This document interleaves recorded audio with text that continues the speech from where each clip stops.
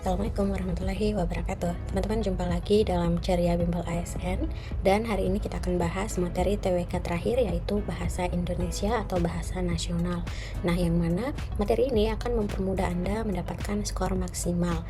Jadi wajib Anda kuasai materi bahasa negara dan kedudukannya, fungsi dan sikap berbahasa Indonesia, serta penggunaan bahasa Indonesia yang baik dan benar. Jadi mari kita bahas materi TWK bahasa Indonesia. Jangan lupa like, comment, subscribe, dan share ke pejuang CPNS lainnya. Oke, teman-teman, jadi materi TWK Bahasa Indonesia ini berkedudukan sebagai bahasa negara, identitas nasional, alat pemersatu, dan sarana komunikasi resmi dalam kehidupan bermasyarakat, berbangsa, dan bernegara. Adapun kedudukannya yaitu sebagai bahasa negara, identitas bangsa, dan alat pemersatu. Materi utama yaitu ejaan dan penulisan, kalimat dan paragraf, makna dan istilah, kemudian dokumen resmi. Nah, penerapannya adalah tentang komunikasi formal, penulisan efektif dan santun, kemudian penggunaan bahasa Indonesia yang baik dan benar. Tentunya materi ini sangat penting untuk Anda guna mendapatkan skor maksimal dalam TWK. Oke, teman-teman, sebagaimana yang kita pahami bahwa dalam tes SKD CPNS itu ada 3 submateri. Yang pertama adalah TWK, yang kedua tes intelijensi umum, dan tes karakteristik pribadi. Jadi dalam tes TWK itu Anda harus menjawab 3 submateri ini atau 3 soal ini dalam waktu 100 menit. Nah, di mana soal TWK ini berada, yaitu pada tes pertama, kemudian bahasa Indonesia ini yang kita bahas sekarang, teman-teman.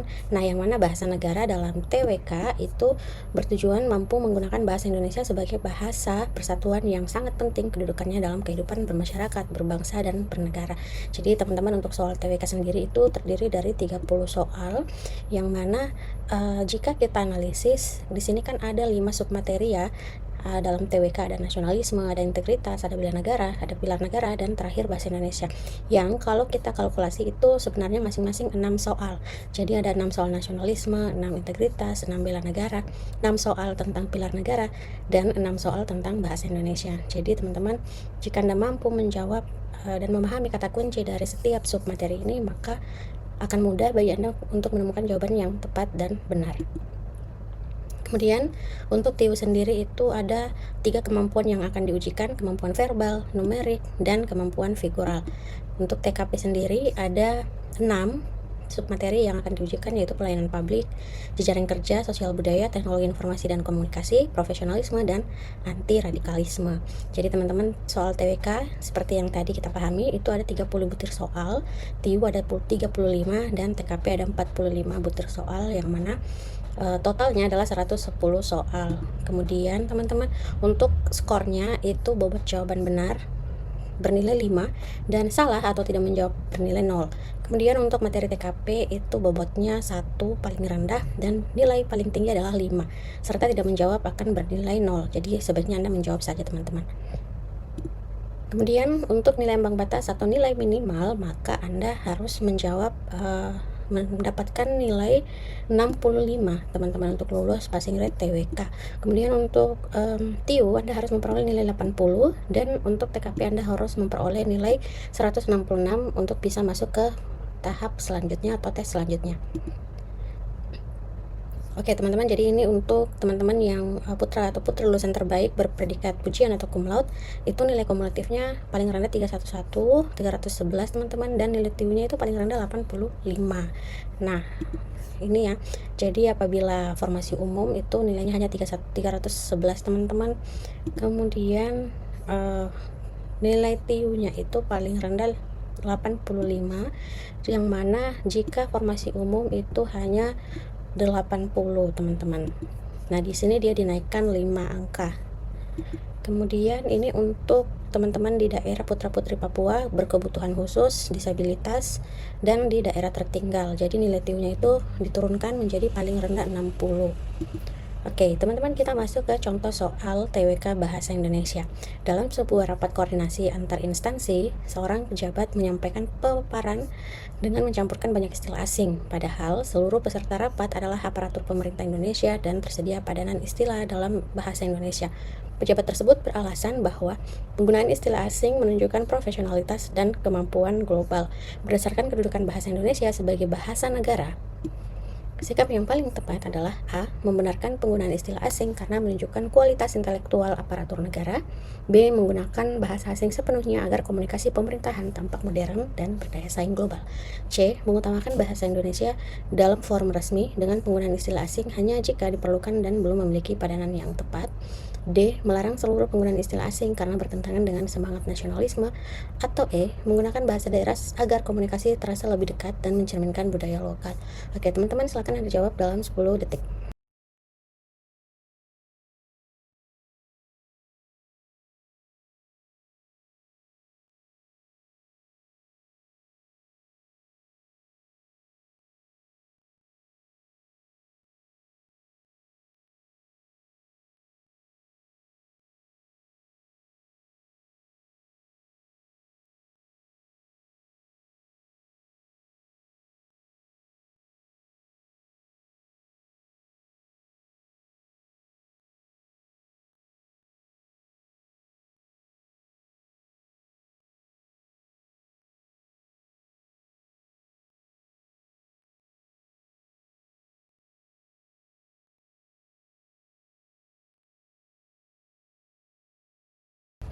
Oke, teman-teman, jadi benar sekali jawaban yang tepat adalah C, mengutamakan bahasa Indonesia dalam forum resmi dengan penggunaan istilah asing yang hanya jika diperlukan dan belum memiliki padanan yang tepat. Jadi jawaban C ini paling tepat karena bahasa Indonesia harus diutamakan dalam forum resmi kenegaraan. Namun penggunaan istilah asing itu tidak selalu dilarang, teman-teman, sepanjang digunakan secara proporsional dan diperlukan. Opsi A dan B ini mengoceh, maaf, mengecoh karena tampak modern tetapi mengabaikan kedudukan bahasa Indonesia. Opsi D terlalu ekstrim karena tidak semua istilah asing itu harus dilarang. Opsi E keliru karena forum resmi antar instansi tetap mengutamakan bahasa Indonesia. Oke, teman-teman, kita ke contoh soal selanjutnya. Seorang staf diminta menyusun draft pidato resmi kepala daerah dalam acara pembukaan musyawarah pembangunan daerah. Dalam draft tersebut, staf menggunakan banyak istilah asing seperti development planning, public service improvement, good governance, dan community empowerment. Padahal istilah tersebut memiliki padanan bahasa Indonesia. Selain itu, beberapa bagian pidato menggunakan bahasa daerah untuk menunjukkan kedekatan dengan masyarakat setempat. Atasan meminta agar draft pidato diperbaiki karena acara tersebut merupakan forum resmi yang dihadiri pejabat pemerintah, tokoh masyarakat, dan perwakilan dari berbagai daerah. Berdasarkan kedudukan bahasa Indonesia sebagai bahasa resmi kenegaraan, tindakan yang paling tepat adalah A. Mempertahankan istilah asing karena pidato pejabat publik harus terlihat modern, profesional, dan berwawasan global. B. Mengubah seluruh isi pidato ke dalam bahasa daerah agar lebih dekat dengan masyarakat lokal dan mencerminkan kearifan budaya setempat. C. Menggunakan bahasa Indonesia yang baik dan benar dan resmi sebagai bahasa utama pidato, serta membatasi istilah asing dan bahasa daerah hanya pada bagian tertentu yang relevan dan diberi penjelasan. D. Menghapus seluruh unsur bahasa daerah dan istilah asing karena penggunaan lain selain bahasa Indonesia selalu bertentangan dengan fungsi bahasa negara. Atau E. Menggunakan bahasa campuran antara Indonesia, daerah, dan asing agar pidato terdengar lebih komunikatif serta dapat diterima oleh semua kalangan. Oke, teman-teman, silakan Anda jawab dalam 10 detik.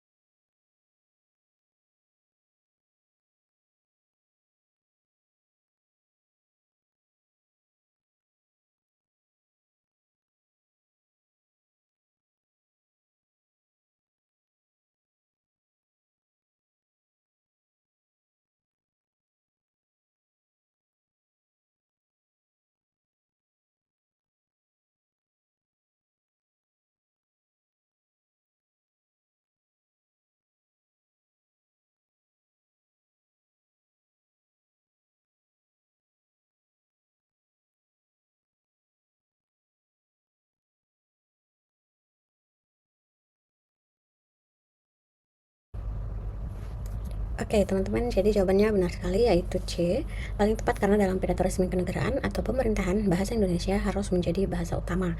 Bahasa Indonesia berfungsi sebagai bahasa resmi kenegaraan sehingga wajib digunakan dalam forum resmi, pidato pejabat, dokumen pemerintah, peraturan, surat dinas, dan kegiatan pemerintahan. Oke, teman-teman, kita ke contoh soal nomor 3. Seorang staf menyusun draft pidato resmi kepada kepala instansi. Dalam naskah pidato tersebut terdapat kalimat berikut. Kita harus mengoptimalkan public service agar masyarakat bisa mendapatkan pelayanan yang lebih cepat, transparan, dan akuntabel di era digitalisasi saat ini. Sebagai staf yang memahami kedudukan bahasa Indonesia sebagai bahasa resmi kenegaraan, perbaikan kalimat yang paling tepat adalah kita harus mengoptimalkan public service agar masyarakat bisa mendapatkan pelayanan yang lebih cepat, transparan, dan akuntabel di era digitalisasi saat ini. B. Kita harus mengoptimalkan pelayanan publik agar masyarakat dapat memperoleh pelayanan yang lebih cepat, transparan, dan akuntabel pada era digital saat ini. C. Kita harus memaksimalkan service publik agar masyarakat dapat pelayanan yang cepat, transparan, dan akuntabel di zaman digitalisasi.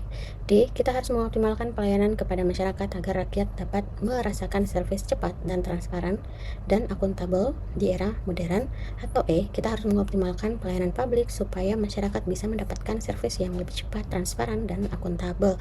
Oke, teman-teman, silakan Anda jawab dalam 10 detik.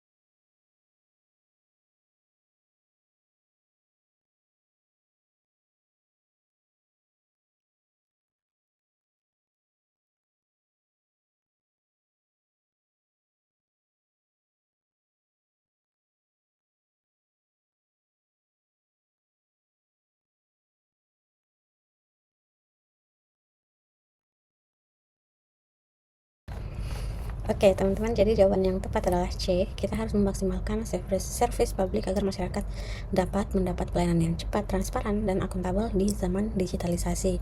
Jadi yang diubah itu, teman-teman, yaitu yang ini ya, public service, dan ini di era digitalisasi, di zaman digitalisasi kemudian bisa mendapatkan ini juga yang diubah menjadi dapat memperoleh layanan seperti itu.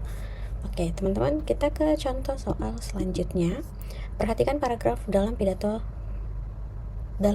pidato resmi berikut. Pemerintah daerah terus berupaya meningkatkan kualitas pelayanan publik. Hal ini dilakukan melalui digitalisasi layanan, peningkatan kompetensi aparatur, dan penyederhanaan prosedur administrasi. Dengan demikian, masyarakat diharapkan dapat memperoleh pelayanan yang lebih cepat, transparan, dan akuntabel. Kalimat penutup yang paling tepat untuk melengkapi paragraf tersebut adalah A. Oleh karena itu, masyarakat harus memahami bahwa pelayanan publik yang baik hanya dapat terwujud jika semua warga mengikuti aturan pemerintah tanpa kritik. B. Dengan langkah tersebut, pemerintah daerah berkomitmen menghadirkan pelayanan publik profesional, efektif, dan berorientasi pada kebutuhan masyarakat. C. Jadi, digitalisasi pelayanan publik merupakan satu-satunya cara untuk menyelesaikan seluruh persoalan birokrasi di daerah. D. Maka dari itu, aparatur pemerintah tidak perlu lagi melakukan pelayanan secara langsung karena semua layanan telah berbasis digital. E. Sehingga pelayanan publik yang cepat dan akuntabel dapat terjadi apabila masyarakat tidak banyak menuntut kepada pemerintah. Oke, teman-teman.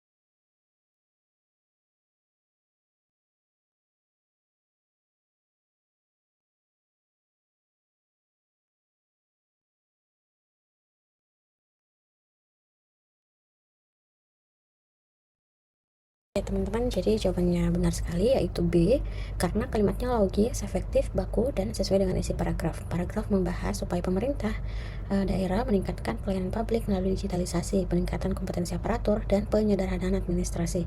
Maka penutup yang sesuai adalah komitmen menghadirkan pelayanan yang profesional, efektif, dan berorientasi pada masyarakat. Mengapa kemudian opsi A ini salah? Karena mengecoh tanpa tampak menekan ketertiban tetapi menghilangkan hak masyarakat untuk memberi masukan. C. Keliru karena menyatakan digitalisasi sebagai satu-satunya cara. Opsi D. Keliru karena pelayanan langsung tetap dapat diperlukan. Opsi E. Tidak baku dan tidak mencerminkan prinsip pelayanan publik. Nah, teman-teman, kunci teknis yaitu kalimat penutup paragraf harus selaras dengan gagasan utama, tidak berlebihan, tidak menyimpang, dan menggunakan bahasa resmi yang efektif. Oke, kita ke contoh soal nomor 5. Dalam sebuah forum pemuda tingkat nasional, peserta berasal dari berbagai provinsi dengan latar belakang bahasa daerah yang berbeda. Sebagian peserta mengusulkan agar setiap kelompok menggunakan bahasa daerah masing-masing saat presentasi untuk menunjukkan identitas budaya. Namun, beberapa peserta lain khawatir hal itu akan menghambat pemahaman bersama. Berdasarkan fungsi bahasa Indonesia sebagai bahasa komunikasi nasional, sikap yang paling tepat adalah A. Setiap kelompok bebas menggunakan bahasa daerah karena forum nasional harus memberi ruang penuh bagi identitas lokal. B. Bahasa daerah sebaiknya dilarang sepenuhnya karena dapat mengancam persatuan bangsa. C. Bahasa Indonesia digunakan sebagai bahasa utama forum agar komunikasi antar daerah berjalan efektif, sedangkan bahasa daerah dapat digunakan secara terbatas dengan penjelasan. D. Bahasa asing digunakan sebagai bahasa utama agar forum terlihat lebih modern dan berstandar internasional. E. Peserta dari daerah mayoritas boleh menggunakan bahasa daerah, sedangkan peserta lain menyesuaikan diri. Oke, teman-teman, silakan Anda jawab dalam 10 detik.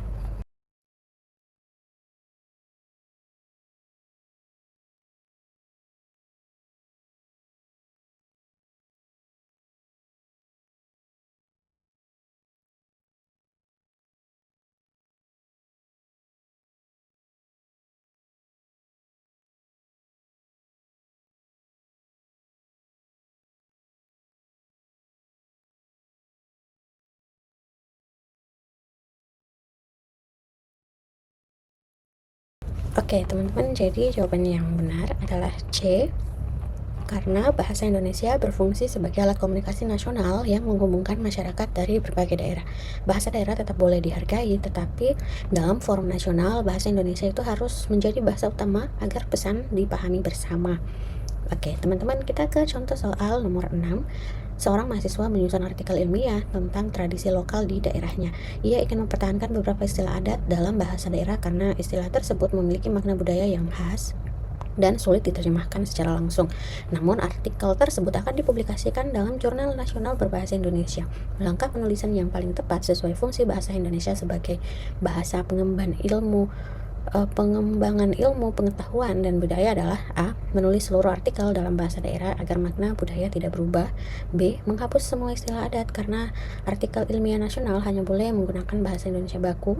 C. Menggunakan bahasa Indonesia sebagai bahasa utama artikel, sementara istilah adat dapat dipertahankan dengan penjelasan makna yang jelas. D. Mengganti seluruh istilah adat dengan bahasa asing agar artikel tampak lebih ilmiah.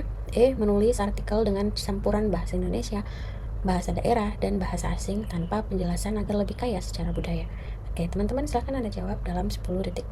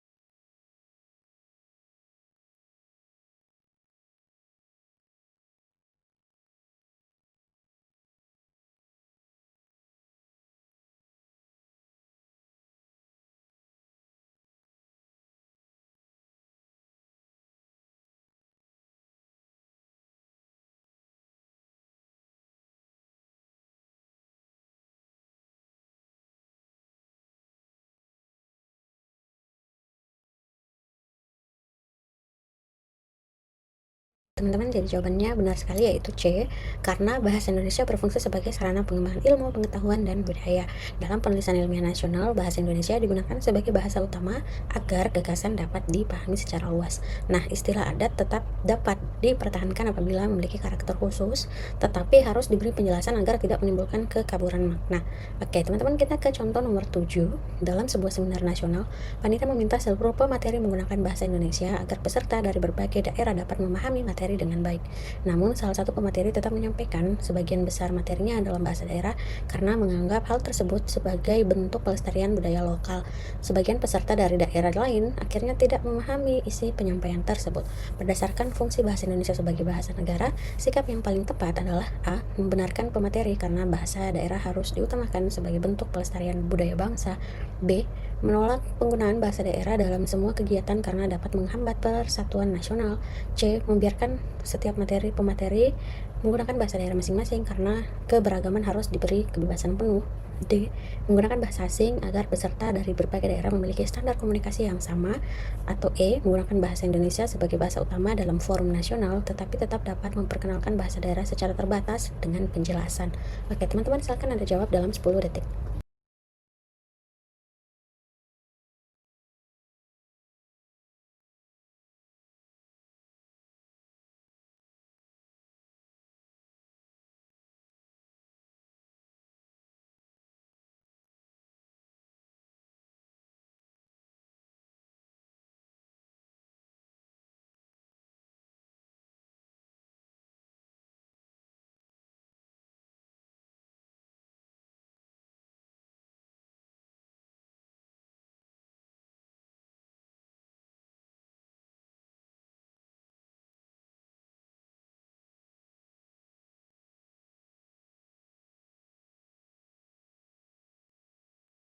Jadi jawabannya benar sekali, yaitu E, menggunakan bahasa Indonesia sebagai bahasa utama dalam forum nasional, tetapi tetap dapat memperkenalkan bahasa daerah secara terbatas dengan penjelasan. Nah, dalam seminar nasional, peserta berasal dari berbagai daerah sehingga bahasa Indonesia harus digunakan sebagai bahasa utama agar semua peserta memahami materi. Bahasa daerah tetap boleh diperkenalkan teman-teman sebagai bentuk pelestarian budaya, tetapi penggunaannya harus terbatas dan disertai penjelasan agar tidak menghambat komunikasi. Oke, kita ke contoh soal nomor 8. Dalam sebuah konferensi nasional tentang pelayanan publik, panitia menetapkan bahwa seluruh pemateri wajib menggunakan bahasa Indonesia sebagai bahasa utama. Salah satu pemateri menyampaikan materi dengan mencampurkan bahasa daerah, istilah asing, dan bahasa Indonesia. Ia beralasan bahwa penggunaan bahasa daerah menunjukkan penghormatan terhadap budaya lokal, sedangkan istilah asing menunjukkan penguasaan konsep digital.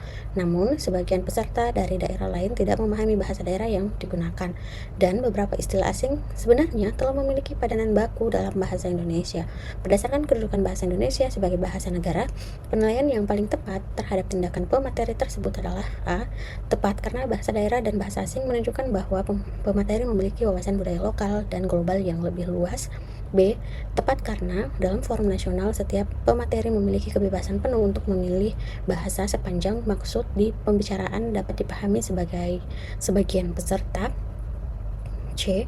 Kurang tepat karena bahasa Indonesia seharusnya menjadi bahasa utama dalam forum nasional, sedangkan bahasa daerah dan istilah asing hanya dapat digunakan secara terbatas, proporsional, dan disertai penjelasan.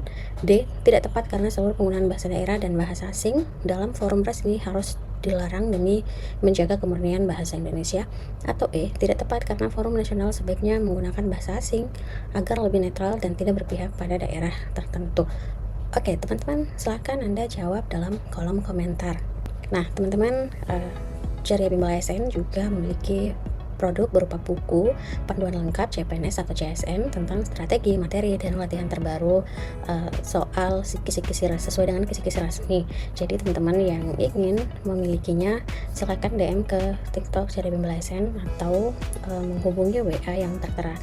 Nah, teman-teman, tetap like, komen, dan subscribe untuk update materi. Dan teman-teman juga yang ingin fokus untuk privat personal CPNS 2026 untuk wilayah Makassar dan Goa, itu boleh menghubungi admin. Dan kami juga membuka kelas Zoom jika teman-teman berada di luar Makassar atau Goa. Oke, teman-teman, semoga sukses dan sampai jumpa pada materi selanjutnya. Tetap like, comment, share, dan subscribe ya. Terima kasih.